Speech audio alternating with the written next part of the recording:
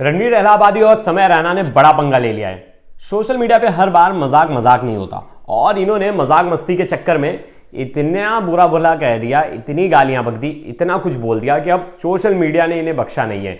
बहुत दिनों से चला आ रहा था। सिर्फ ऐसा नहीं है कि रणवीर इलाहाबादी और समय रैना ही इस गंदगी का पार्ट है, ऐसे बहुत सारे पहले ही सोशल मीडिया इन्फ्लुएंसर, बहुत सारे ब्लॉगर्स खुलकर गाली गलौज करते हैं, खुलकर अश्लील बातें करते हैं, खुलकर चीज़ें बोलते हैं, लेकिन उनके खिलाफ वैसे कोई कुछ होता नहीं क्योंकि नज़र नहीं जाती, क्योंकि जो देखने वाला क्राउड है वो मोस्टली यूथ है, यूथ को उसमें मज़ा आ रहा है। लेकिन आज मामला ऐसा था कि रणवीर इलाहाबादी ने इतना बुरा भला कह दिया कि जो कुछ यूथ थे, जो यंगस्टर थे, उन्हें भी बुरा लग गया। आज हमारे न्यूज़ रूम में भी हमने देखा, बहुत सारे स्टूडेंट्स थे जो जर्नलिज्म करके आए, उनसे भी बातचीत हुई तो उन्होंने भी कहा कि ये तो गलत है।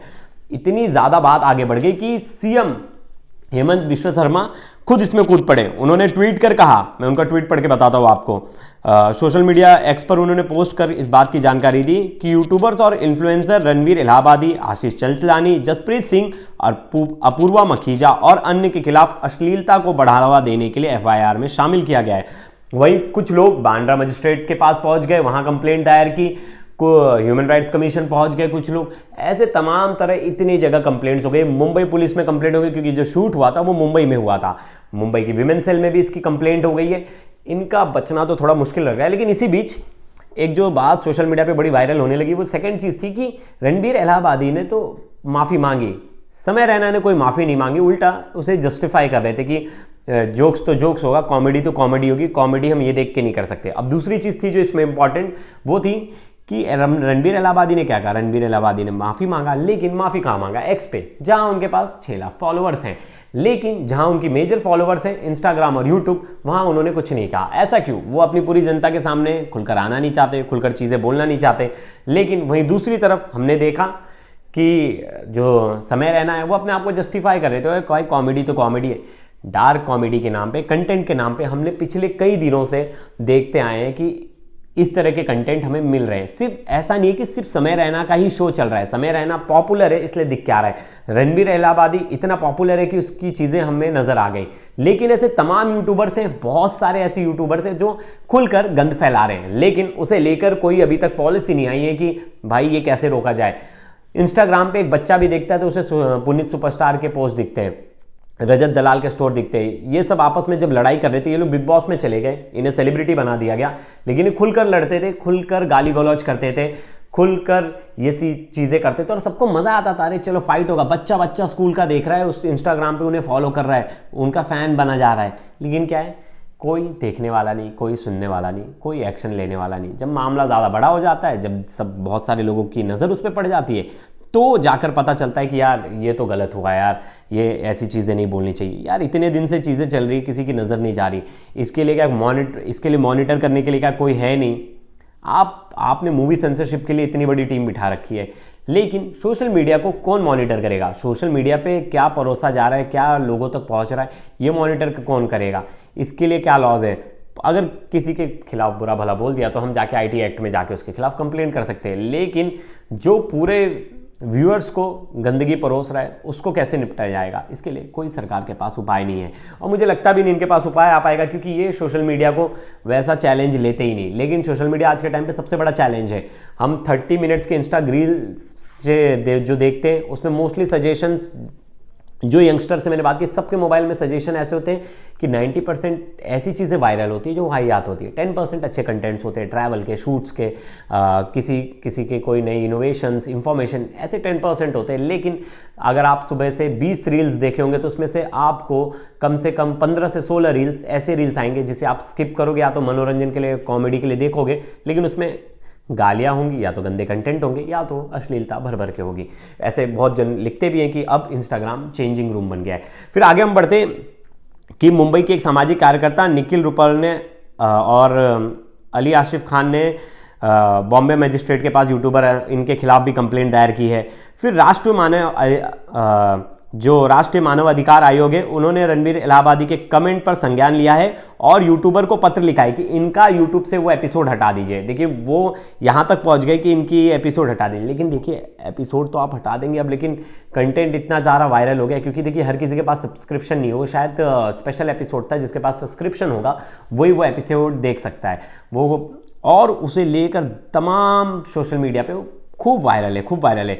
लेकिन देखिए इसमें क्या हो गया कि दो लोग बड़े मेन जो टारगेट बना वो दो लोगों का ही बना, जो रणबीर इलाहाबादी और आशीष चंचलानी। लेकिन उसमें और भी दो लोग थे, जो अपूर्वा मखीजा था उनका भी कोई कमेंट था, वो भी अच्छा नहीं था, जो कंटेस्टेंट ने बोला वो भी अच्छा नहीं था, दोनों ही अच्छे नहीं थे। लेकिन खुल के चल रहा था। कुछ दिन पहले तक हम लोग देख रहे थे जब राखी सावंत आई थी, पूनम पांडे आई थी, पुनीत सुपरस्टार, बादशाह, रफ्तार, ये ठीक ठाक लोगों को बिठा बिठा के इन्होंने अपने लाइमलाइट तो कमा लिया, अच्छा खासे पैसे भी आएंगे, यूट्यूब से व्यूअरशिप भी मिलेगी, सब रेवेन्यू भी जनरेट होगा। ऐसा नहीं है कि विदाउट रेवेन्यू के कुछ हो रहा है, रेवेन्यू भी अच्छा जनरेट होगा। आप सोचो समय रैना भी इतने पॉपुलर हो गए कि उन्हें बुलाया गया,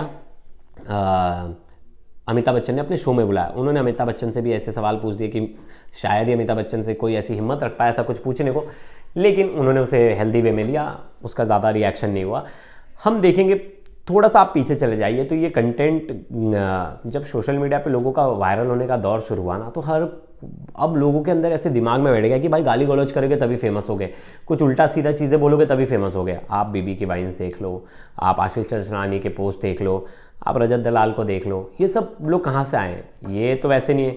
कपिल शर्मा बनना बड़ी मेहनत का काम है। कपिल शर्मा के भी शो में ऐसे कुछ पॉइंट्स होते हैं कि जो थोड़ा ऐसा लगे कि थोड़ा डार्क ह्यूमर वाला है, थोड़ा डार्क कॉमेडी है, लेकिन खुलकर कोई ऐसी गंदगी वहाँ नहीं परोसी जाती, गाली गलौज नहीं होता, उसके लिए भी ह्यूमर चाहिए, वो समझने के लिए भी ऐसा नहीं होता कि अश्लीलता एकदम खुलकर फैलाई जा रही है, तो उसमें मेहनत लगता है। तारक मेहता का शो देख लीजिए, उसमें भी कॉमेडी होती है, पूरी फैमिली देखती है, उसको भी अच्छी व्यूअरशिप है, लेकिन वही बात है कि वहाँ भी ऐसी गंदगी तो नहीं परोसी जाती। तो उस चीज़ों को यूथ बहुत ज़्यादा फॉलो कर रहा है और सोशल मीडिया पे हो रहा है। अब इसको लेकर तमाम तरह के सवाल उठ रहे हैं कि इसको लेकर लॉ क्यों नहीं बनाई रही है गवर्नमेंट। बस एक पे एक ये कहा जा रहा है कि हम इसे मॉनिटर कर रहे हैं, IT एक्ट में केस रजिस्टर हो रहा है, इससे नहीं होगा ना, इससे कुछ नहीं होगा। अब देखिए, राष्ट्रीय महिला आयोग ने सूचना एवं प्रसारण मंत्रालय से आग्रह किया है कि वो सख्त निर्देश जारी करें जिससे ऑनलाइन प्लेटफॉर्म को अनुचित या अश्लील कंटेंट को स्ट्रीम करने से रोका जा सके। सबसे इंपॉर्टेंट ये राष्ट्रीय महिला आयोग ने बोला है कि जो ब्रॉडकास्ट मिनिस्ट्री उनको कहा है कि आप कैसे रोकेंगे, आप एकदम स्ट्रिक्ट गाइडलाइंस बनाइए कि अश्लील कंटेंट जो इतने धड़ल्ले से खुलेआम चल रहे हैं इंस्टाग्राम वगैरह बाकी जगह पे, उसको कैसे रोकेंगे, आप उसको कैसे मॉनिटर करेंगे, उसके लिए स्ट्रिक्ट गाइडलाइंस बनाइए, जो कि इंपॉर्टेंट है। क्योंकि आज के टाइम पे ऐसा नहीं है कि हमारी व्यूअरशिप डिवाइडेड है, यंगस्टर्स हैं, बच्चे हैं, बूढ़े हैं, हर तरह के लोग रील्स में उन सब चीज़ों को देख रहे हैं। अब किसके पास वो कौन सा कंटेंट आ जाए, इसे कैसे रोका जाएगा? कोई बच्चा भी चला रहा है मोबाइल, पेरेंट्स का मोबाइल चला रहा है, देख रहा है, खुद का मोबाइल देख रहा है, क्योंकि सबके पास मोबाइल फ़ोन्स हैं। वो कैसे डिसाइड करेगा कि जो चीज़ है इंस्टाग्राम पे वो उनके लिए सही नहीं है? हमारे टाइम पे भी कॉलेज में, हॉस्टल्स में बहुत सारे बच्चों को कोई सीनियर्स लत लगा देते थे पॉर्न देखने की, बहुत सारे बच्चे पॉर्न्स देख लेते थे, बहुत सारे बच्चों के मोबाइल्स में आ जाती थी वो सब चीज़ें, लेकिन कोई बताने वाले नहीं, कोई रेस्ट्रिक्शन नहीं था इसको लेकर, जिसकी वजह से चोरी छुप के हर कोई अपने मोबाइल में ले लेता था। और बहुत सारी वेबसाइट ऐसी थी जो वर्किंग थी, लेकिन गवर्नमेंट ने उस पर वर्क किया, बहुत सारे बैन की गई साइट्स, फिर से वर्किंग होने लगे, फिर बैन किया गया, लेकिन उससे ज़्यादा कुछ खासा असर तो नहीं हुआ। लेकिन जो खुलेआम गंदगी परोसी जा रही है उसको लेकर तो गवर्नमेंट को अब चिंता करना ज़रूरी है, क्योंकि हमारा आधा यूथ आज सोशल मीडिया पे है, आधा क्या 90% यूथ सोशल मीडिया पे, वो सोशल मीडिया पे उन चीज़ों को देख रहा है जो चीज़ बढ़ रही है, और उसे लगेगा कि अगर यही करने से फेमस हो रहा है तो हर दूसरा कोई यही चीज़ें करने लगेगा। फिर आप संभालना और आप फिर बोलते रहना हमारी संस्कृति, हमारी विरासत। तो ये वीडियो आपको कैसी लगी ज़रूर बताइएगा, कमेंट कीजिएगा, आपकी राय भी ज़रूरी है। धन्यवाद।